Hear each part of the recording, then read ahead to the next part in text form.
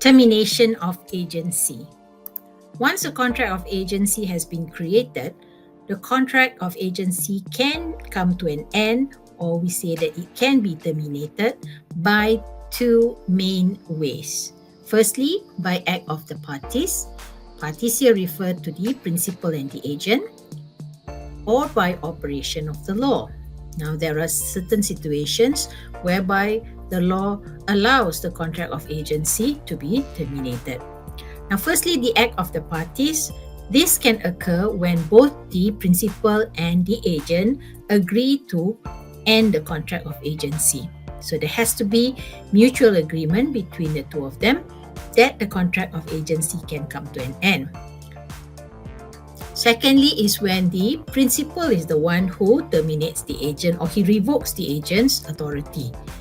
And thirdly, when the agent is the one who renounces his authority, or in simple words, when he resigns or he quits. Now, in order for the principal to terminate the agent, or the agent to renounce his authority, or for him to resign, notice has to be given. If it is the principal who wants to terminate the agent, the principal will have to give notice to the agent. And likewise, if it is the agent who wants to renounce his authority, or he wants to resign, he must give a notice to the principal. Now, giving notice or to revoke the agent's authority, now how much notice must be given? Basically, we have to fall back on the contract first. If it is stated, if there is a written contract which states the period of notice to be given, then they have to follow the period stated in the contract. So if it is stated in a contract of agency that if the principal wants to terminate the agent, he has to give 1 month's notice, then he has to do so. Likewise, if it is the agent who wants to resign, or he wants to renounce his authority, and if the contract of agency states the period of notice that he has to give to the principal, then he will have to follow that period. However, in the absence of such clause in the agreement, or sometimes when there is nothing in the contract that states the period of notice, or sometimes the nature of the contract of agency is such that they may not have a written contract at all. Now, in that situation, reasonable notice has to be given. Now, what is reasonable notice will depend on the circumstances of the case. Now, in the case of Sorabji against Oriental Security Assurance Company, the court looked into the situation of the contract of agency, how long the contract of agency has been going on, and decided that 2 years notice would be sufficient. Now, this is a very long notice, a very long duration, because the court looked into the duration of the contract of agency. Because sometimes when an agent has acted on behalf of the principal for a long duration, you cannot just simply terminate the contract by giving a short notice, because there is a lot to be done to hand over the business, to hand over whatever things that the agent has been doing all the while on behalf of the principal to whoever that is appointed by the principal, or whoever is supposed to take over from the agent. So in this case, 2 years notice was deemed to be sufficient. The period that was given earlier was not sufficient because it was too short. On the other hand, in the case of Syarikat Jaya against Star Publication, in this case, the court decided that 6 months notice is sufficient. So you have to look at the bigger picture. You have to look at the nature of the contract of agency. If a contract of agency has been going on for more than 10 years, perhaps 20, 30 years. Now, you have to remember that a contract of agency, agent is not necessarily a person. It could be a business entity that is representing another business entity. For example, a legal firm that is representing a client, which is a company or a bank, or the agent is a business entity that deals with property, and the principal is another company that owns the property which the agent has been managing on behalf of the company. So in that situation, there are a lot of things that the agent will have to ensure that things are surrendered properly. Yeah, the task is surrendered properly. Whatever work that has to be done perhaps need to be tied up. So that's why giving notice is dependent on the nature of the work involved as well as how long the agency has been going on. So, in the event that notice is not given sufficiently, then the person who does not give sufficient notice will be subjected to some form of compensation that he will have to pay to the other person. So, let's say, for example, if the principal did not give sufficient notice to the agent, then the principal will have to compensate the agent for whatever losses that the agent may have sustained, and vice versa. Now, there are situations whereby the principal cannot terminate the agent, even though the principal has the right to appoint an agent and terminate the agent, but there are exceptions whereby the principal cannot terminate the agent. Here are the exceptions where the principal cannot terminate the agent. Firstly, when the agent himself has an interest in the property, which is the subject matter of the contract of agency. Now, he has an interest in the property. How does an agent has an interest in the property that perhaps belong to the principal or that is the subject matter of the contract of agency? Well, perhaps the agent has incurred expenses. For example, if the property belongs to the principal and the agent is supposed to sell off the property on behalf of the principal, if the agent has incurred expenses in such a way that maybe the agent has come up with his own resources, he has paid for certain things for the principal, maybe in the form of renovation or cleaning of the property.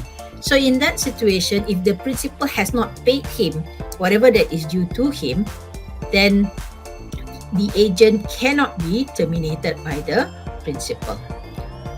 Now, there are two cases on this point, Smart against Sanders and Firth against Firth.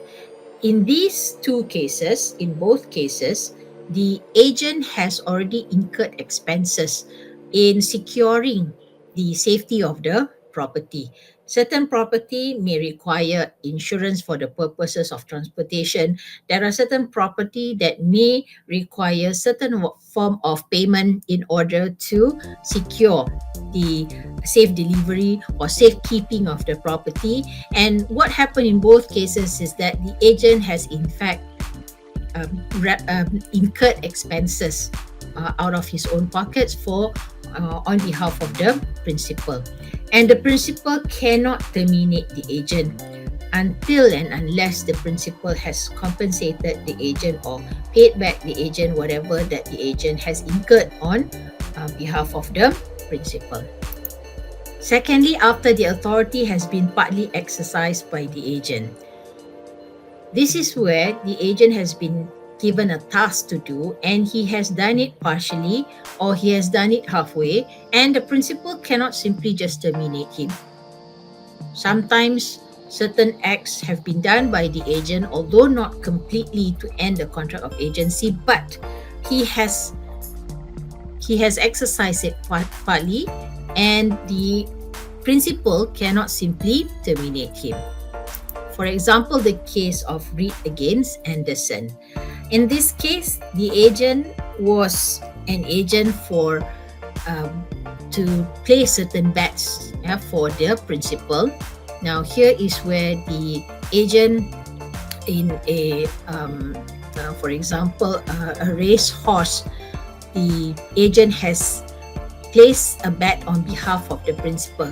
This is where we are talking about a legalized form of gambling. Right? So here the agent has placed certain bets on behalf of the principal, and the agent basically has incurred expenses for it. He has done what the principal asked him to do, to place bets. And subsequently, the principal wanted to terminate him when the bet that he made did not end up in profit for him. He did not win the bet. So here the agent cannot be terminated by the principal because the agent has already exercised the authority that the principal had given to him earlier. So even though the agent caused losses to the principal by following the principal's instruction, the principal cannot simply terminate the agent. The next part is termination of agency by operation of the law. Now, when it comes to by operation of the law, there are certain situations whereby the law allows a contract of agency to be terminated. Firstly, by performance of the contract. Now, let's say, for example, the contract of agency is for a single transaction. For example, the principal asks the agent to sell certain things on his behalf. And once the agent has already sold the goods, and let's say, for example, there's only one type of goods that the agent is supposed to sell on behalf of the principal, and that ends the contract of agency because it has been performed, it has been done, it has been completed by the agent. So in that situation, the contract of agency is terminated by operation of the law.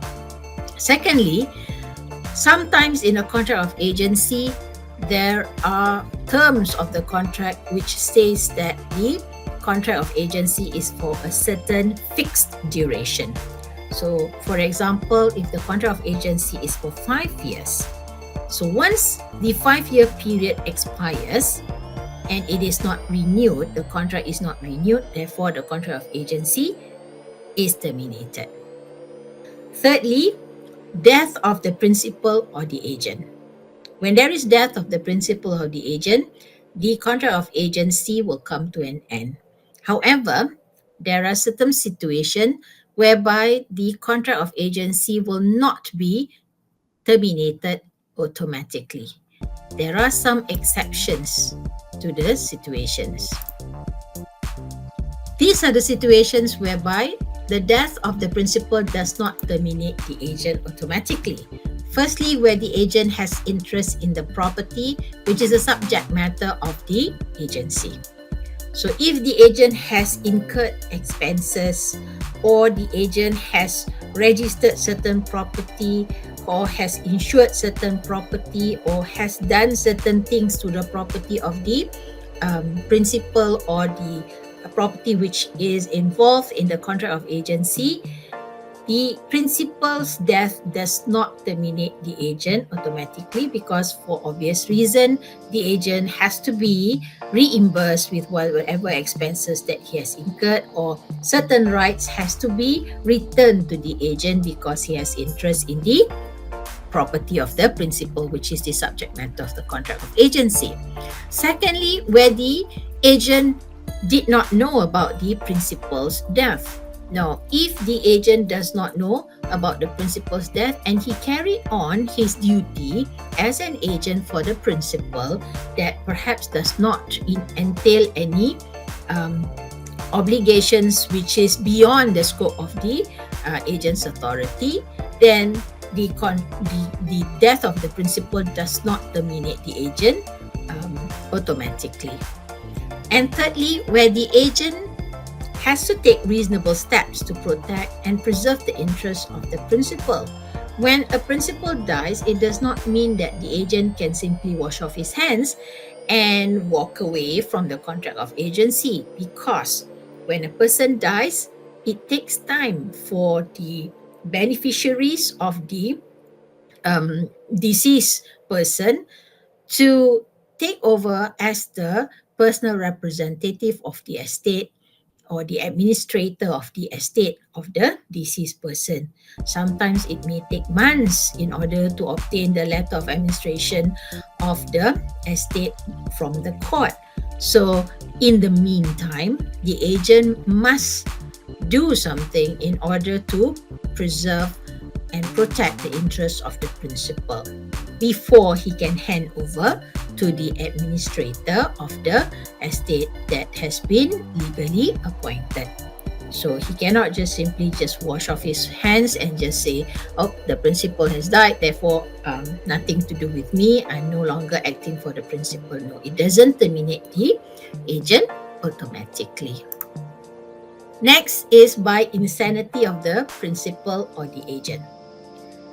Now this refers to the capacity of the contracting parties. You have learned under Section 11 of the Contracts Act that in order for a person to have capacity to enter into a contract, he must be of the age of majority, and he must also be of sound mind and not disqualified by the law. Now, so when a person becomes insane, when the principal or the agent becomes insane, he loses the capacity to enter into a contract. And therefore, by operation of the law, by reference to Section 11 of the Contracts Act, he loses capacity and he can no longer act on behalf of the principal, or the principal cannot act as a principal, and the contract of agency is terminated. Next, when the principal becomes a bankrupt, only the principal becomes a bankrupt, not the agent. Why? Because this also refers to capacity, but why doesn't it involve the agent? Because the liability in a contract of agency rests on the shoulder of the principal. The principal will be responsible for whatever liability in the contract of agency. So if the principal becomes a bankrupt, he cannot be liable for any financial obligations, and therefore the contract of agency will be terminated. And finally, frustration, which causes illegality. Contract of agency becomes illegal because of certain laws that have been passed, which frustrates the contract of agency, and therefore the contract of agency will be ended. So that is on termination of agency.